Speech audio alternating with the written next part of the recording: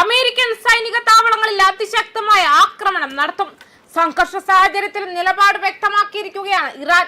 Hormuz കടലിടുക്കിനെ ചൊല്ലി പശ്ചിമേഷ്യ വീണ്ടും സംഘർഷഭരിതമായിരിക്കെ അമേരിക്കയുടെ സഖ്യരാജ്യങ്ങളുടെ എണ്ണ വാതക കയറ്റുമതി റൂട്ടുകളും ലക്ഷ്യമിട്ടേക്കാമെന്ന മുന്നറിയിപ്പുമായിട്ടാണ് ഇറാനിലെ ഇസ്ലാമിക് റവല്യൂഷണറി ഗാർഡ് കോർപ്സ് രംഗത്തെത്തിയത്.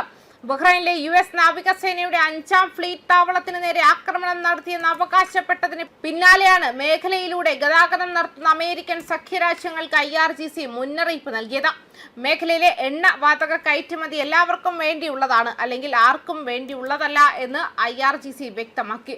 ഓപ്പറേഷൻ നസർ 2ന്റെ 5ാം തരംഗം തങ്ങൾ നടത്തിയെന്നും ബഹ്റൈനിലെ US 5ാം ഫ്ലീറ്റ് താവളത്തിലെ NSI management centre, command and control centre, സൈനിക ഭാഗങ്ങളും ഉപകരണങ്ങളും അടങ്ങിയ വലിയ വെയർഹൌസുകൾ, ഇന്ധന ടാങ്കുകൾ എന്നിവ തകർത്തെന്നും സേന അവകാശപ്പെട്ടിരുന്നു. ഇന്ത്യൻ മഹാസമുദ്രത്തിൽ നാവികസേനയുടെ വിന്യസിക്കുകയും ഹോർമുസ് കടലിടുക്കിന്റെ നിയന്ത്രണം അവകാശപ്പെടുകയും ചെയ്തതിലൂടെ അമേരിക്ക ഫലത്തിൽ സമുദ്രപാതകൾ അടച്ചതായും ലോകത്തെ മേഖലയിലെ എണ്ണ വാതകത്തിൽ നിന്നും അകറ്റിയതായും പ്രസ്താവനയിൽ അമേരിക്കയെ കുറ്റപ്പെടുത്തി. ഇന്ത്യൻ മഹാസമുദ്രത്തിൽ നിന്നും ലോകത്തേക്കുള്ള എണ്ണവാതക കയറ്റുമതിയുടെ പാത തങ്ങളുടെ കൊള്ളക്കാർ അടച്ചു കഴിഞ്ഞ സ്ഥിതിക്ക് അമേരിക്കയുടെയും സഖ്യകക്ഷികളുടെയും താൽപര്യങ്ങൾ സംരക്ഷിക്കുന്ന മറ്റ് എണ്ണവാതക കയറ്റുമതി റൂട്ടുകളും അടച്ചുപൂട്ടാൻ അവർ തയ്യാറായിരിക്കണം. മേഖലയിലെ എണ്ണവാതക കയറ്റുമതി എല്ലാവർക്കും വേണ്ടിയുള്ളതാണ്, അല്ലെങ്കിൽ ആർക്കും വേണ്ടിയുള്ളതല്ല എന്നും IRGC വ്യക്തമാക്കി. അതേസമയം US ഫൈറ്റർ എയർക്രാഫ്റ്റുകൾ, ഡ്രോണുകൾ, നാവിക കപ്പലുകൾ എന്നിവ ഉപയോഗിച്ച് ഡസൻ കണക്കിന് സൈനിക ലക്ഷ്യങ്ങൾക്ക് നേരെ കൃത്യമായ മിസൈലുകൾ പ്രയോഗിച്ചതായി US സെൻട്രൽ കമാൻഡ് പ്രസ്താവനയിൽ അറിയിച്ചു. ഇറാനിയൻ തുറമുഖങ്ങളിലേക്കും തീരപ്രദേശങ്ങളിലേക്കും പോകുന്ന കപ്പലുകൾക്കെതിരെ US സേന വീണ്ടും നാവിക ഉപരോധം ഏർപ്പെടുത്തിയിരിക്കുകയാണ്. അതേസമയം ഇറാനെതിരെ വിപുലമായ ആക്രമണത്തെക്കുറിച്ച് ചർച്ച ചെയ്യാൻ US പ്രസിഡന്റ് ഡൊണാൾഡ് ട്രംപ് ചൊവ്വാഴ്ച സിറ്റുവേഷൻ റൂമിൽ യോഗം വിളിച്ചു.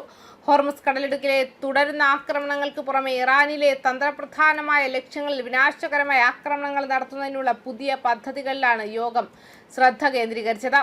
ഇറാനെ സമ്മർദ്ദത്തിലാക്കി ജലപാത വീണ്ടും തുറപ്പിക്കാനും തന്റെ ആണവ ആവശ്യങ്ങൾ അംഗീകരിപ്പിക്കാനും സമ്മർദ്ദം ചെലുത്താൻ ആക്രമണം കടുപ്പിക്കാൻ ട്രംപ് തയ്യാറെടുക്കുന്നുവെന്ന് റിപ്പോർട്ടുകൾ പുറത്തുവന്നതിനിടയിലാണ് യോഗം ചേർന്നത്.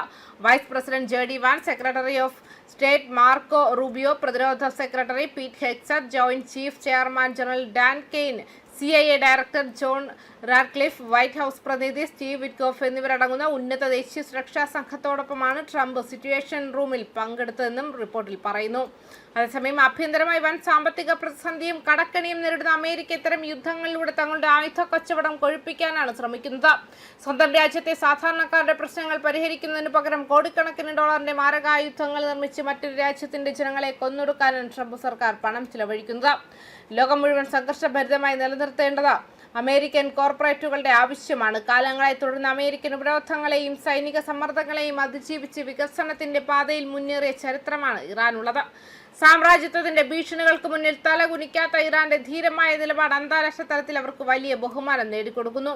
അധികാരം ഉപയോഗിച്ച് ഇറാന്റെ മണ്ണും മനസ്സും കീഴടക്കാമെന്ന് കരുതുന്ന അമേരിക്കൻ സാമ്രാജ്യത്വത്തിന്റെ പതനത്തിന് പശ്ചിമേഷ്യൻ മണ്ണ് സാക്ഷിയാകുമെന്ന കാര്യത്തിൽ സംശയമില്ല എന്നും പലരും വ്യക്തമാക്കുന്നുണ്ട്. ന്യൂസ് ഡെസ്ക് കർമ്മ ന്യൂസ്.